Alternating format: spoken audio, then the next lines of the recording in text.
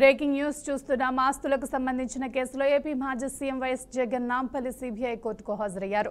Court ఆదేశాల ప్రకారం ఆయన హాజరైనట్లు జగన్ లాయర్ స్పష్టం చేశారు. నిర్దేశిత సమయానికి కోర్టుకు చేరుకున్న జగన్ కోర్టు హాల్లో కేవలం 5 నిమిషాలు మాత్రమే ఉండగా కోర్టు ఆయన హాజరును రికార్డులో నమోదు చేసి విచారణను ముగించింది. ప్రస్తుతం మళ్లీ కోర్టుకు హాజరు కావాల్సిన అవసరం లేదని, తదుపరి ఉత్తర్వుల ప్రకారం మాత్రమే జగన్ తిరిగి కోర్టుకు వస్తారని లాయర్ తెలిపారు.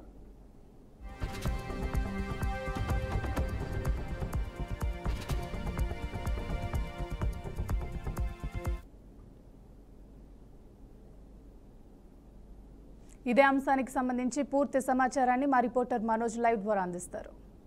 చెప్పండి మనోజ్.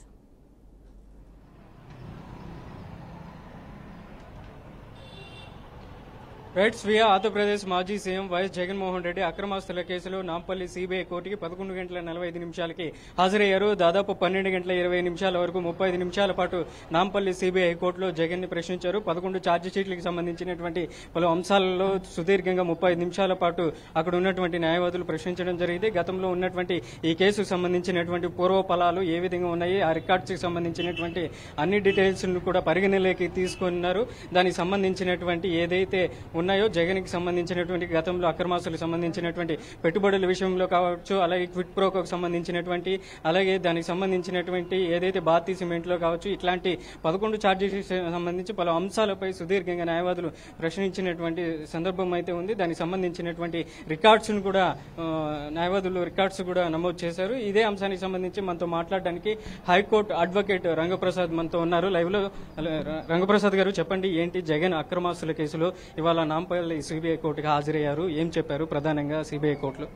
ఈ రోజు న్యాయస్థానం ఖచ్చితంగా కోర్టుకు హాజరు కావాల్సిందిగా ఆర్డర్ పాస్ చేయడం వల్ల 21 తారీఖు లోపల కూడా జగన్మోహన్ రెడ్డి ఖచ్చితంగా ఏదైతే అతను ఫారెన్ ట్రిప్కి వెళ్లడం జరిగిందో దానికి సంబంధించి పాస్పోర్ట్ యాక్ట్ ప్రకారం ఏంటంటే న్యాయస్థానం ఆర్డర్ ప్రకారం ఏంటంటే తిరిగి వచ్చిన తర్వాత కోర్టు ముందు అప్పీల్ కావాల్సిన అవసరం ఉండే. ఇన్ని రోజులు ఏంటంటే అతను ఒక ముఖ్యమంత్రి హోదాలో ఉండి అతని సమయం వీలు కాని సందర్భంలో ఏదో డేట్ పోస్ట్ పోన్ చేయడం జరిగింది. కానీ న్యాయస్థానం ఏంటంటే ఖచ్చితమైన ఒక ఆర్డర్ పాస్ చేయడం అనేది 21 తారీఖు లోపల ఖచ్చితంగా వ్యక్తిగత హాజరు కావాల్సి ఉందని చెప్పి ఆర్డర్ పాస్ చేయడం. దాని ప్రకారం ఈరోజు జగన్మోహన్ రెడ్డి గారు కోర్టు ముందు అప్పీల్ కావడం జరిగింది.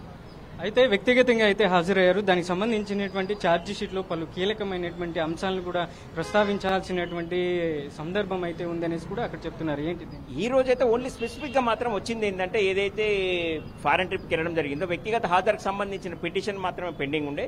అతను అపీల్ కావడం వల్ల ఆ పిటిషన్ క్లోజ్ చేయడం జరిగింది.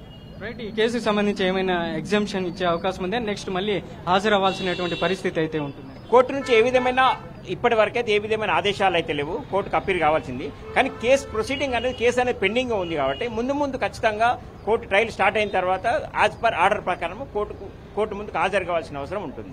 ఈ కేసులో ఇప్పటికే దాదాపు మాజీ మంత్రులు కూడా ఉన్నారు. నిమ్మగడ్డ ప్రసాద్, అలాగే విజయసాయి రెడ్డి, ఇక ధర్మాన ప్రసాదరావు నిందితులుగా ఉన్నారు. ఇక మనం చూసుకుంటే ఈ కేసులో ఎవరైతే మోపిదేవి వెంకటరమణ కూడా ఉన్నారు.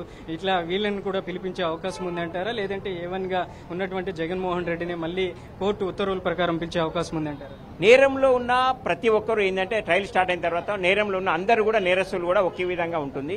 కాబట్టి ఏంటంటే అవసరమైనప్పుడు అందరినీ కూడా పిలవలసిన అవసరం ఉంటుంది.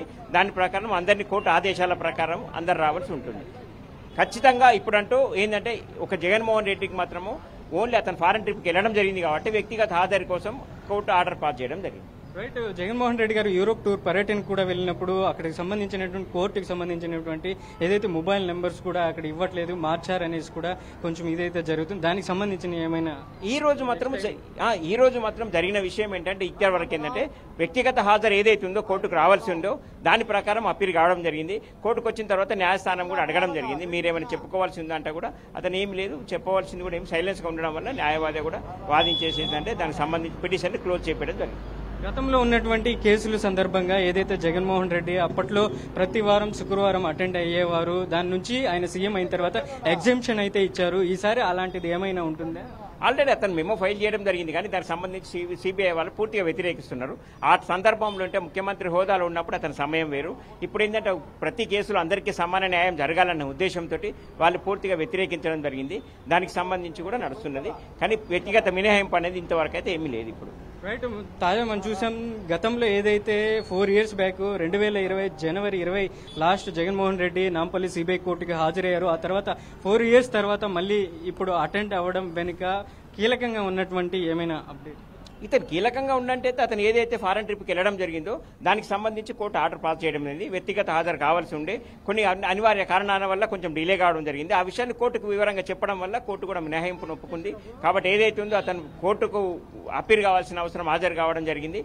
హాజరు కావాల్సి సంబంధించిన పిటిషన్ మాత్రం క్లోజ్ చేయడం జరిగింది. Right, thank you.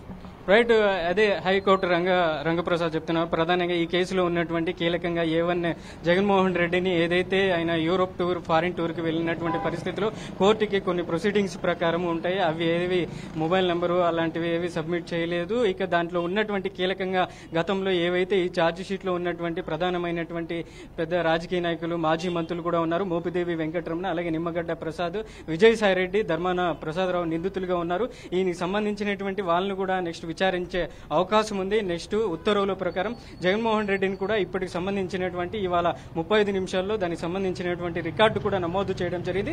ఇక కోర్టు ఉత్తర్వుల ప్రకారం నెక్స్ట్ ఎప్పుడు నాంపల్లి కోర్టుకి హాజరవ్వాలి, ఈ కేసులో ఛార్జ్ షీట్ ని పరిగణలోకి ఎప్పుడు తీసుకుంటారు, తద్వారా ఉత్తర్వులు కోర్టు ప్రొసీడింగ్స్ ప్రకారం ఉండే అవకాశం ఉంది. అప్పుడు హాజరవుతారు అనేసి కూడా మనకు హైకోర్టు అడ్వకేట్లు అయితే చెప్తున్నటువంటి పరిస్థితి అయితే కనపడుతుంది.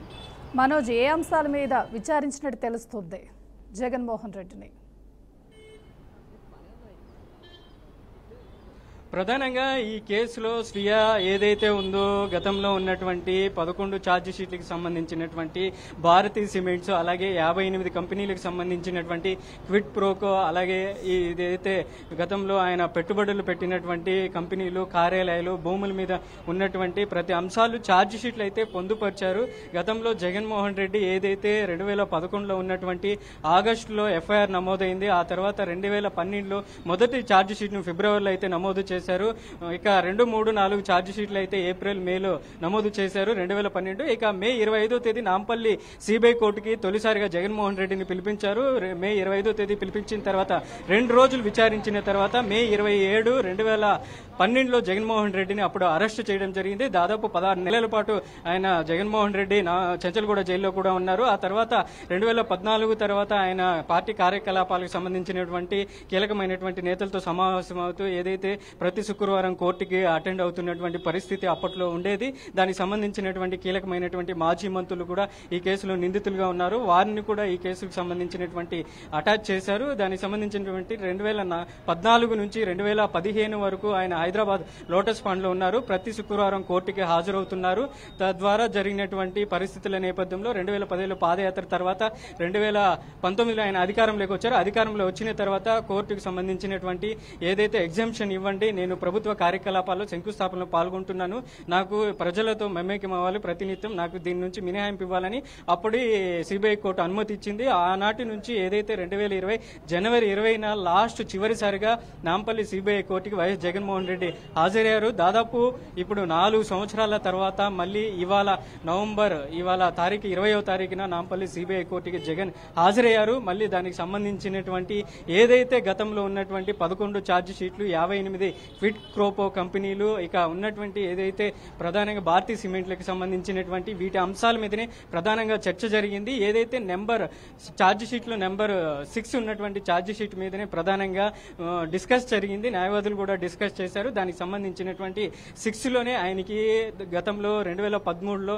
ఆయన బెయిల్ వచ్చింది జగన్మోహన్ రెడ్డికి. అప్పుడు బెయిల్ నుంచి ఆయన కొనసాగుతున్నారు. ఇదే బెయిల్ మీద దాదాపు 12 సంవత్సరాల పాటు జగన్మోహన్ రెడ్డి బెయిల్ మీదనే ఉంటున్నారు. ఇక ఇవాళ తాజాగా ఆయనకి సంబంధించినటువంటి ఏదైతే హైకోర్టులో ప్రొసీడింగ్స్ ని, దానికి సంబంధించినటువంటి రికార్డ్స్ ని కూడా నమోదు చేశారు. ఇక తదుపరి ఉత్తర్వుల ప్రకారం జగన్మోహన్ రెడ్డి ఎప్పుడు నాంపల్లి సిబిఐ కోర్టుకి హాజరవ్వాలి అనేసి కూడా న్యాయస్థానం సూచనల మేరకు హాజరవ్వాలి తప్పకుండా. ఈ కేసులో ఏదైతే నిందితులుగా ఉన్నటువంటి బెయిల్ మీద ఉన్నటువంటి మిగతా మాజీ మంత్రులు కూడా నెక్స్ట్ విచారించే అవకాశం కూడా ఉన్నట్లు కూడా ఇక్కడ ఉన్నటువంటి హైకోర్టు అడ్వకేట్లు చెప్తున్నటువంటి పరిస్థితి అయితే స్పష్టంగా కనిపిస్తుంది. Shivayya, thank you Manoj, thanks for the update.